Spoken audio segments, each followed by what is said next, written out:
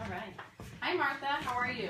Doing good. How are you? Good. I'm Jessica. I'm a registered dietitian, and I work with women and children. Okay. So how are you today? I'm okay. I just found out I have gestational diabetes, so it's not been the best time the last few days. I can definitely understand your concern. I'm going to help you give you some information and resources that can help you have a healthy pregnancy, though. Gestational diabetes is manageable, and there are some small, easy changes we can make. It'll make all the difference.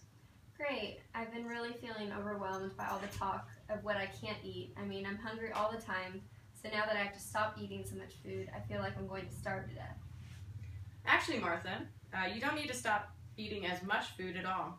In fact, with some changes we're going to talk about making within your diet, you will probably feel like you're eating more food than you are. Before we get into all that, though, let's talk about what I'd like to go over with you today and see if you have any items you'd like to add to the agenda. Does that sound good? That sounds good. Okay. I'd like to discuss how your pregnancy has been going so far and any issues you've been having and ways you've been dealing with them. I'd also like to discuss any foods you have been craving, foods you've been avoiding, get a basic idea of what you like to eat. And I'd also like to give you some information about gestational diabetes and guide you to some resources that may be helpful in the future. Do you have anything you'd like to add to the agenda for today? No, that sounds like it's going to cover everything. Great. So you're at 21 weeks into your pregnancy, is that correct? Yes, that's correct. Great. And I'm looking at your chart here, and I see that at 21 weeks you had gained 20 pounds. Is that correct? Yeah, it is. Okay, great. And you had mentioned that you were feeling hungry all the time. Is this something that has been going on throughout the entire pregnancy or just recently? The whole time. I knew the minute I was pregnant because I'm just starving all the time. It's like I eat all the time. I eat the things I want and I'm still hungry. I can believe it. Your body is going through some big changes, and what it needs from the food you eat is changing as well. We'll definitely add some more filling foods to your diet so that these hunger pains are not so taxing. Are you having any GI symptoms such as nausea, vomiting, constipation, or heartburn? I'm never nauseous and I don't throw up. I get heartburn a bit, but I'm taking a pill for that. I'm constipated all the time, so I take laxatives to help. This thing called Blue Cohosh makes me feel a lot better, so I'm taking that. Okay. Well, it's great news that you aren't nauseous at all. That's a pretty uncomfortable side effect a lot of women have to deal with when they're pregnant. Heartburn and constipation are pretty common too. When you're pregnant, your body makes some changes that allow for these things to happen. I'm familiar with Blue Cohosh. Are you familiar with some of the things it is used for? Not really. A friend of mine said she took it when she was trying to have her baby and it helped her a lot. Right. Well, it's something that has been used to induce contractions in labor. At 21 weeks, we certainly do not want to induce labor just yet. I'd like to discuss some changes we can make in your diet that will help with the hunger pains, the constipation, and heartburn. So I'm going to recommend that you not take the Blue Cohosh at all. Oh my gosh, I didn't even know it did that. I'm glad you're telling me. Yes, there's a lot of advice out there, especially during pregnancy. Speaking of, are you familiar with what gestational diabetes actually is? Not really. Like, I have diabetes because I'm pregnant and I have too much sugar in my blood. Well, gestational diabetes is a condition that occurs during pregnancy because you have been insulin resistant prior or predisposed to insulin resistance before conception. We use insulin to take up the sugar that enters our blood when we eat. If our blood is resistant to insulin, the sugar stays in our blood for a long time and can have side effects. During pregnancy, our blood sugar naturally stays higher longer so it can move through the placenta and help the baby grow. It's actually an amazing process. You can imagine what happens if we don't get our blood sugar down. The baby ends up growing to a size that we consider to be abnormal, and there can be some complications during this. Oh wow, does that mean I'm going to have a big baby? Well, if gestational diabetes goes unmanaged, you can definitely end up having a larger than normal baby. There's some research out there that suggests that these babies are prone to getting type 2 diabetes later in life, and many will struggle with weight gain and obesity. So we're going to discuss ways in which you can manage your glucose levels and avoid these risks. Does that sound good? Absolutely. Where do we start? Well, let's start with what kinds of food you have been craving and what you've been eating during your pregnancy. Anything sweet. I love cookies and ice cream, but then I really like salty stuff to go with it too. So I've been eating like fries, burgers, mac and cheese, donuts. I don't know why, I just crave those things. Plus, I don't like to cook a lot. Well, the good news is there are plenty of sweets out there that you can still have. By incorporating fruit into your diet, you can satisfy those cravings for something sweet, plus you don't have to cook them or do much to them before you eat. Is there an evening or time during the week that you would be able to do some easy cooking, like grilling or baking a chicken breast and steaming some veggies? Yeah, Sunday nights I think I'd be able to. Great. Well, I find it's really helpful to meal plan in advance. Cook everything at once and put them in Tupperware so I can just grab them whenever I need them and eat on the run. So I've written out an example daily menu according to your weight and nutrient needs. Would you like to look this over and see what you think? Sure, looks good. It's making me hungry. Oh. Are these foods that you enjoy eating? Is there anything on here that looks really tasty or anything that looks really awful or something you wouldn't like to eat? No, this all looks like stuff that I'd really enjoy to eat.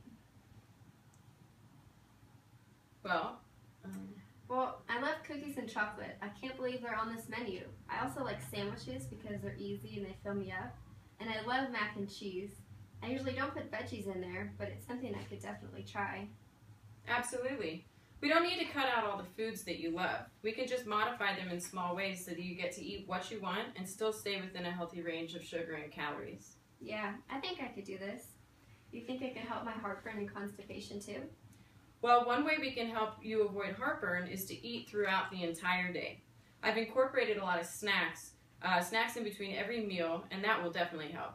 We recommend a basic antacid for those times when heartburn still happens, but also increasing the fiber in your diet and incorporating yogurt can help with your constipation.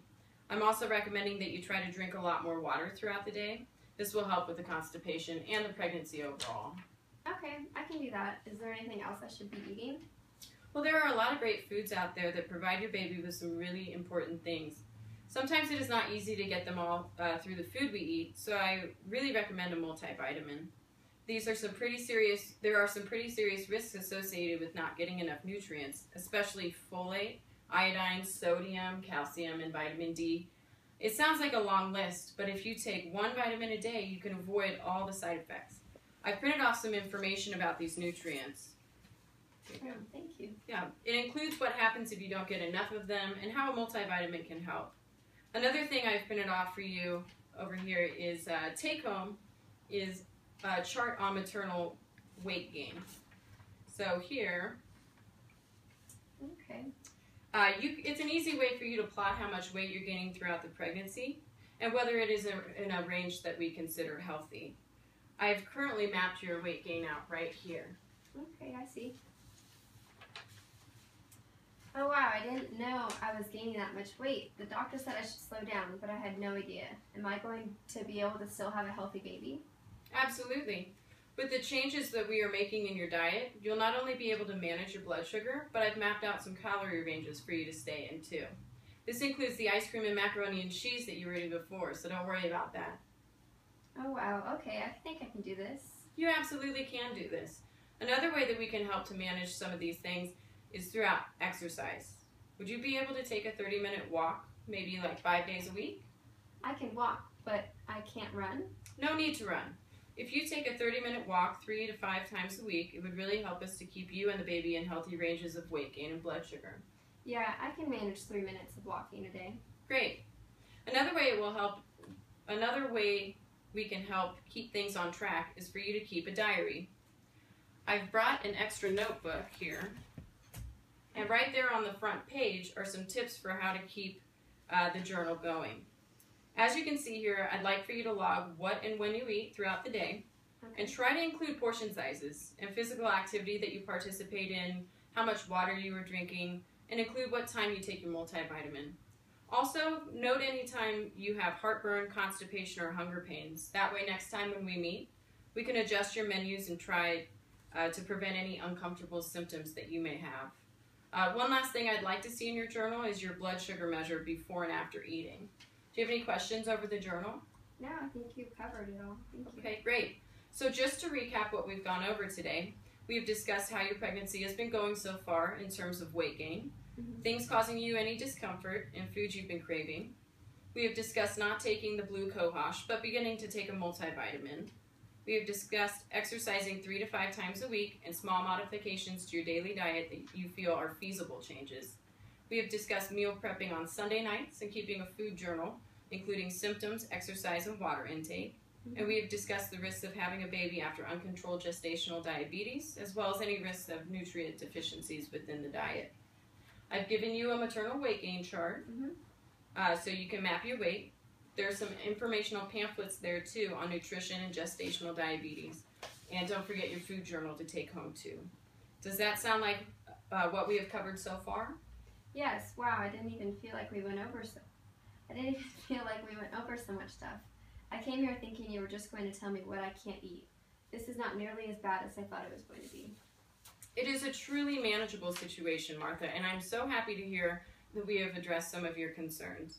I'd like to meet with you every few weeks to check in on your blood sugar levels and weight gain, and of course how you're feeling and managing with the dietary changes. Great, thank you so much. I feel a lot better for everything you've said to me. Great, I'm happy to hear that. Thank you so much for coming in. Do contact me with any questions you have. I will. Thank you, Jessica.